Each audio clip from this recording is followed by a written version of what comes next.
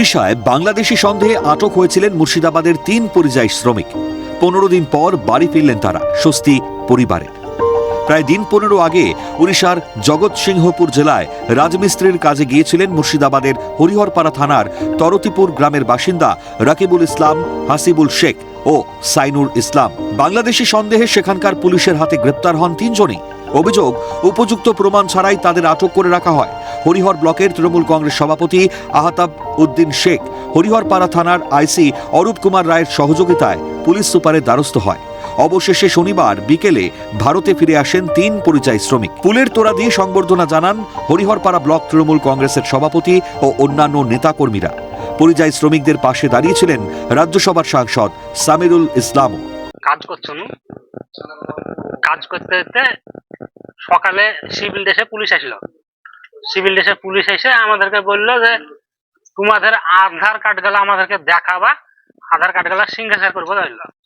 তো ঠিক আছে, আমরা তখন কাজ করছি, তাহলে তো কাজ শেষে আমাদেরকে দেখতে হবে। এখন ভালো লাগছে।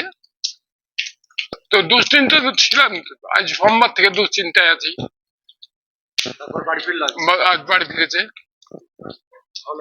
এখন ভালো লাগছে।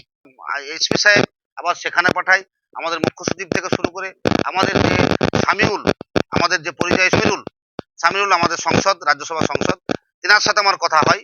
উনি ফোন করেন এবং আমাদের মন্ত্রী ববি হাকিম, উনি আমাকে ফোন করেছিলেন যে আমাদের দেশের মানুষ, আমাদের এলাকার মানুষ, আমার ব্লকের মানুষ আজকে বাড়ি ফিরেছে, তাদেরকে বাড়ি ফেরানোর ব্যবস্থা হয়েছে, বাড়ি এসছে। ইসলাম আমাদের পরিযায়ী শ্রমিকের যে দায়িত্বে আছেন, উনি গোটা ভারতবর্ষের মধ্যে যেখানেই হোক, যেখানেই বিপদে পড়ছেন, যেখানেই বাংলাদেশি বলে আটকাচ্ছেন, সেখানে আমাদের সামিরুল ইসলাম একদম তৎপরতার সঙ্গে সেই ব্যবস্থা নিচ্ছেন। বাংলায় কথা বলা কি অপরাধ?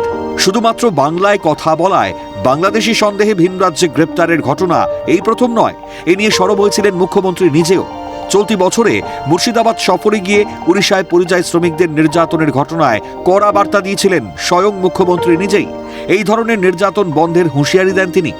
তার হুঁশিয়ারির পর শ্রমিকদের নিরাপত্তা ও সম্মান রক্ষায় রাজ্য যে প্রতিশ্রুতিবদ্ধ, তার আরও একবার প্রমাণ মিলল। মুর্শিদাবাদ থেকে সুভাষিস সৈয়াদের রিপোর্ট, ক্যালকাটা নিউজ।